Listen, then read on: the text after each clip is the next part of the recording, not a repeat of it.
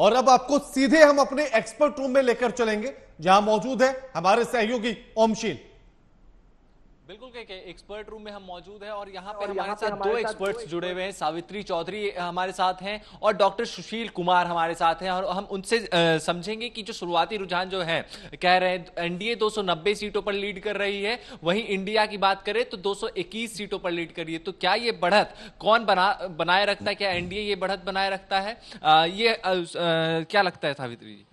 जी बिल्कुल, बढ़त तो है ही और बराबर ये चल रही है। तो देखो पहले से ही निश्चित है, क्लियर तो है ही पहले से, बस आंकड़े ही देखने हैं कि किसको कितनी सीटें मिल रही हैं।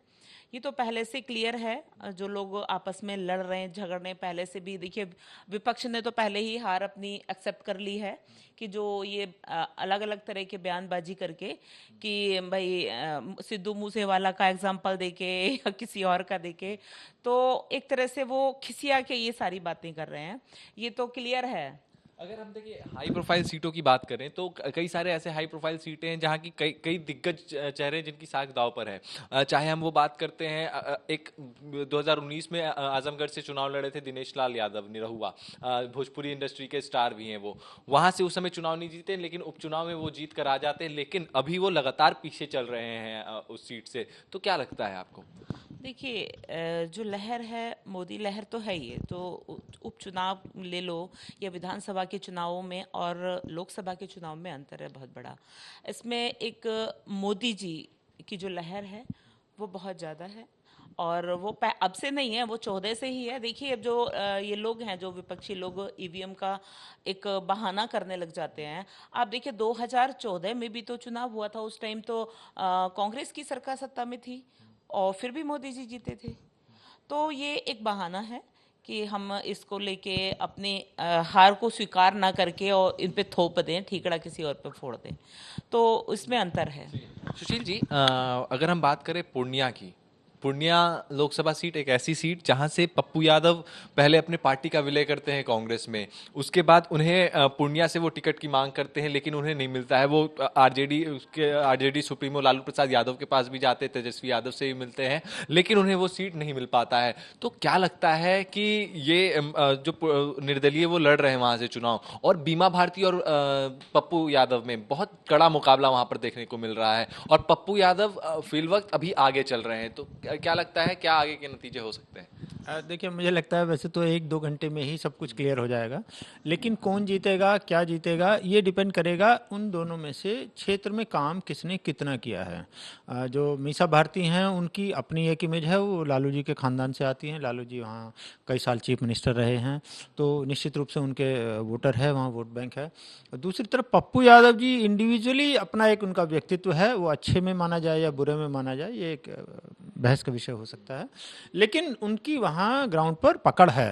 तो देखते हैं कुछ ही घंटों में क्लियर हो जाएगा कि वोटर ने किसको अपना माना है और किस पर भरोसा जताया है। देखिए अभी अगर हम बिहार की बात करें तो बिहार में एक सबसे चर्चित सीट अगर कोई है तो काराकाट लोकसभा सीट है, जहां वो चर्चे में तब आती है जब भोजपुरी के पावर स्टार कहे जाने वाले पवन सिंह वहां से निर्दलीय ताल ठोकते हैं। पहले भारतीय जनता पार्टी उन्हें आसनसोल से टिकट देती है, लेकिन वो आसनसोल से चुनाव नहीं लड़ते हैं। उसके बाद वो निर्दलीय काराकाट से ये अनाउंसमेंट करते हैं कि मैं काराकाट से लड़ूंगा। उसके बाद जो राजनीतिक हलचल तेज हुई और जब वो प्रचार प्रसार में जाते हैं, रैलियां करते हैं, तो जिस तरीके का जन समर्थन उन्हें मिलता है, और चाहे वो महिलाएं हो या फिर यूथ हो, उनसे मिलता है, तो क्या ये जो जन समर्थन उन्हें मिला, क्या ये वोट बैंक में तब्दील होता दिख रहा है, क्योंकि पवन सिंह भी आगे चल रहे हैं?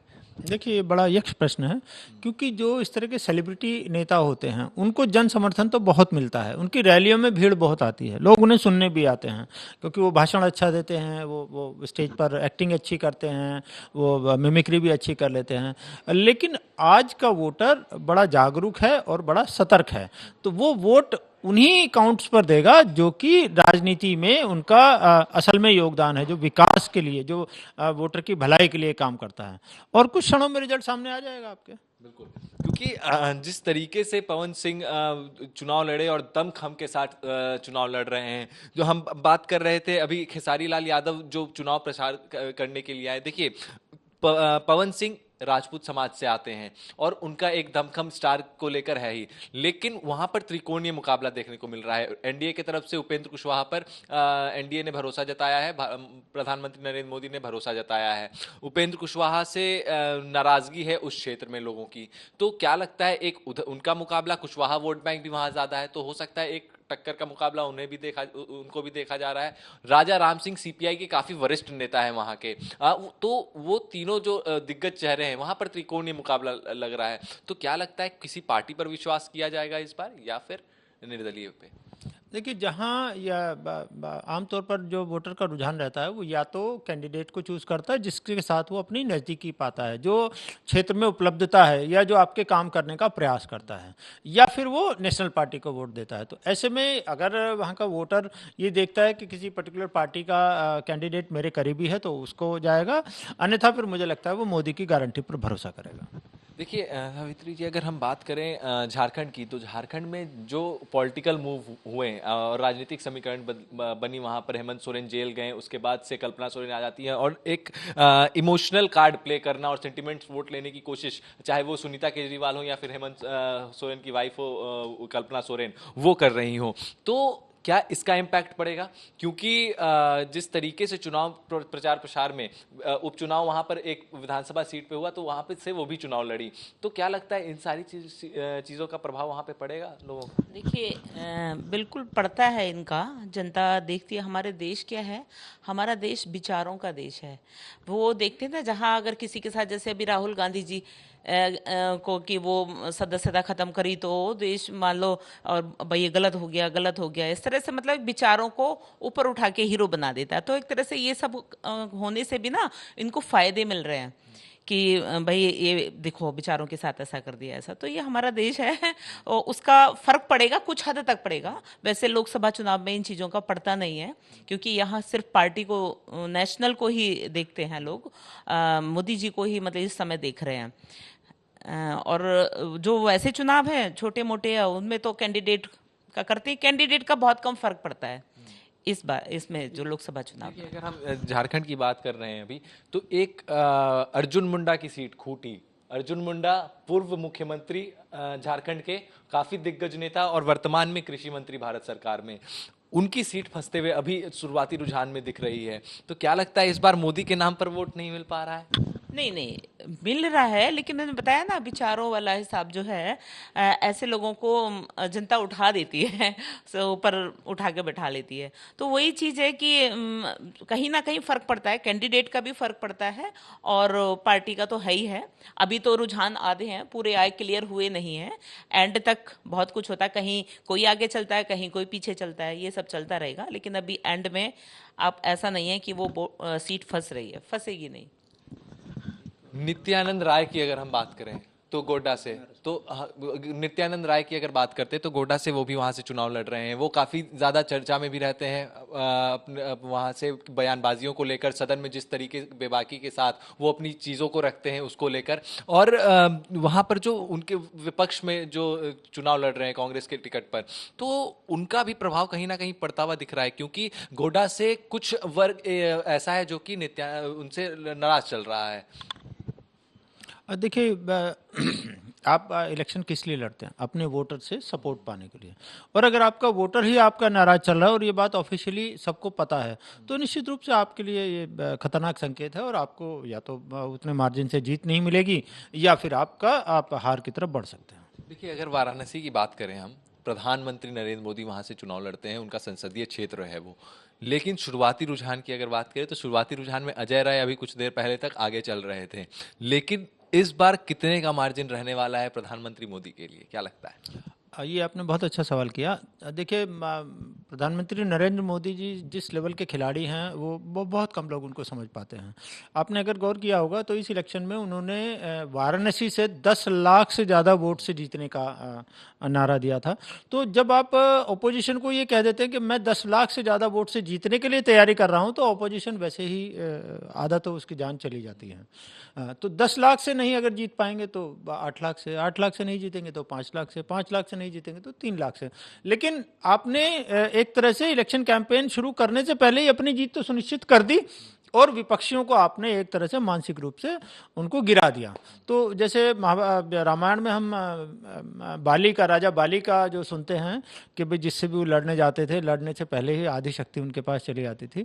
तो कुछ इस तरह का ही मोदी जी का करिश्माई व्यक्तित्व है। वो जो भी काम करते हैं वो इस तरह से करते हैं कि विपक्षी या विरोधी पहले ही गेम शुरू होने से पहले ही वो हार जाते हैं, और बाकी दूसरा मोदी जी ऐसे सधे हुए खिलाड़ी हैं जो जो सारे साल तैयारी करते हैं एग्जाम के लिए। तो उनका आकलन करना, अब निश्चित रूप से यही कह सकते हैं कि पॉजिटिव में ही जाएगा रिजल्ट। अब कितने लाख वोटों से जीतते हैं, रिकॉर्ड बनाते हैं, इतिहास दर्ज करते हैं, ये हमारे सामने कुछ ही घंटों में सामने आ जाएगा। देखिए, अगर हम महाराष्ट्र की बात करते तो इस बार का जो चुनाव होने वाला है, महाराष्ट्र में जो चुनाव हुआ उसमें काफी अनोखा रहा, क्योंकि जो दो बड़ी क्षेत्रीय पार्टियां थी, एनसीपी और शिवसेना, दोनों में टूट हुई और सिंबल अलग अलग मिला। जो शरद पवार थे उन्हें सिंबल नहीं मिलके अजीत पवार को, उनके भतीजे को ये मिल जाता है, सिंबल मिल जाता है। शिवसेना में उद्धव गुट को सिंबल नहीं मिल पाता है, एकनाथ शिंदे को सिंबल मिलता है। तो क्या लगता है इस बार किसको नुकसान, किसको फायदा? देखिए, इससे लग रहा है कि नुकसान सभी को है और फायदा सिर्फ उस कैंडिडेट को मिलेगा जो मतदाताओं तक अपनी बात को पूरी तरह से पहुंचा पाया। देखिए, मेरे सामने टीवी पर आंकड़े हैं और लगभग 4 बड़ी पार्टियां हैं वहां पर, और चारों में ही अभी तक जो रुझान दिख रहे हैं वो मैंडेट सबको बराबर बराबर आता दिख रहा है। तो इस नज़रिए से अगर हम कहें तो जो महाराष्ट्र एमवीए वहाँ जो सरकार थी पहले, उसमें निश्चित रूप से नुकसान हो रहा है, और भारतीय जनता पार्टी को भी वो मजबूती नहीं दिखाई दे रही है जो दिखाई देनी चाहिए।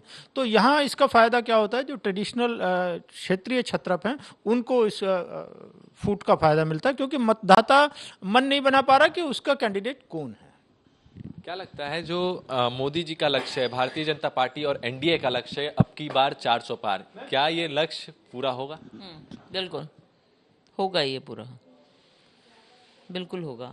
देखिए, क्योंकि जिस तरीके से अगर हम बात करें कुछ सीटों की, तो कई सारी सीटें ऐसी हैं जहां पर कड़ा मुकाबला देखने को मिल रहा है। चाहे हम वो कन्नौज की बात करें, ठीक है, वहाँ देखिए कांटे की टक्कर तो है ही, लेकिन वहाँ ऐसा नहीं है। वो एंड में जो हार जीत क्या है कि 2-2 से भी हार जीत हो जाती है।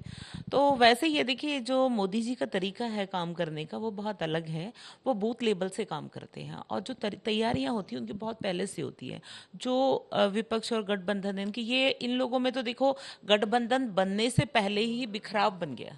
बिखराव क्यों हुआ? क्योंकि किसी एक को नेतृत्व देने के कारण, कि राहुल जी को नेतृत्व दिया जाए, उनको दिया जाए, तो उसमें ही पहले से ही बिखराव हो गया। कैंडिडेट भी नहीं समझ पाए, ना ही समझ पा रहे कि वो कहाँ जाएं, किसको वोट दें। तो इसलिए जो सीधे सीधे देखिए हम बता रहे हैं कि जीत तो होनी है, और जो 400 पार का ये नारा है ये बिल्कुल सही साबित होगा। देखिए आप कह रही हैं जो 400 पार का नारा है वो सही साबित होगा, क्या लगता है इस बार भी ईवीएम पे ठेकड़ा फोड़ा जाएगा?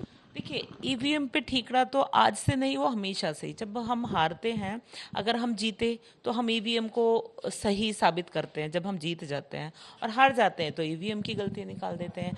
तो ईवीएम के लिए कहीं ना कहीं देखिए सुप्रीम कोर्ट ने एक जो सुप्रीम कोर्ट के प्रेस नोट जारी किया कि भाई जो फर्स्ट रनर अप होगा और सेकेंड रनर अप होगा, आप लोग 5% कहीं से भी आप उठा सकते हैं उनको, और जांच उसकी करा सकते हैं।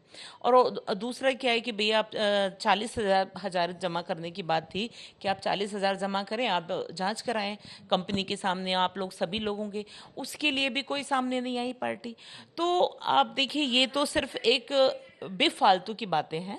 और जो हम इसको कह रहे हैं, आप जनता का जो जनमत है उसको स्वीकार करें। आपसे अगर गलतियां हुई हैं, आप ये देखें कि हमारी जो हार है इसका कारण क्या है, हमसे कहीं चूक हुई है, उसमें सुधार करें। आप सुधार करने की बजाय आप एनजीओज की मीटिंग कर रहे हैं कि आप हम इनको सड़कों पे उतारेंगे और ये सब करेंगे। ये सब देखिए एक तरह की देश को तोड़ने की बातें हैं, जिनका आप ये ले रहे हैं, सहारा लेके आप चलना चाह रहे हैं। ये सब बिल्कुल गलत है, देश हित में नहीं है। और देश हित में ही आज देखिए हमारी क्या है, जो हिंदुओं की एक तरह से आप कहें कि जो 100 करोड़ हिंदू है, आज कोई भी पार्टी, मैं चाहे बीजेपी की बात करूं चाहे कांग्रेस, कोई भी पार्टी ये मुद्दों पे कोई बात नहीं कर रहा है। सब मुद्दों से भटके हुए हैं। सिर्फ और सिर्फ क्या है, हम लोगों की जो हिंदू लोग हैं उनकी मजबूरी बन गया मोदी जी को वोट देना। क्यों? अदर पार्टियां आप देख रहे हैं ना किस तरह से वो तो कहीं भी बात नहीं कर रहे हैं। तो ये सारी चीजें हैं, कहीं ना कहीं हमें इनको देखना होगा कि, और मुद्दों से आप भटके हुए, आप देखिए, आप कोई भी पार्टी है देश को कि हम देश को बचा रहे हैं, देश को बचा रहे हैं जी, वो बचाए, कुछ नहीं है। आप देखें, आप हिंदू मुस्लिम करके के पास, धर्म लेकिन के नाम देखिए पे- जो जिस तरह से तस्वीरें अब निकलकर सामने आ रही हैं, कौन आगे कौन पीछे, सोचेगा कि अमेठी से अभी तक स्मृति ईरानी भी पीछे चलती हुई नजर आ रही है, कांग्रेस को बढ़त मिलती हुई नजर आ रही है, जहां कांग्रेस ने अपने कहें तो पुराने और विश्वसनीय नेता को चुनावी मैदान में उतारा था। केएल शर्मा को उन्होंने चुनावी मैदान में उतारा था और तब यही लग रहा था कि केएल शर्मा को कहीं बलि का बकरा तो नहीं बनाया है, लेकिन जिस तरह के रुझान अभी सामने आ रहे हैं तो हो सकता है कि इसमें कांग्रेस की एक बड़ी रणनीति को लोग अब समझने भी लगे।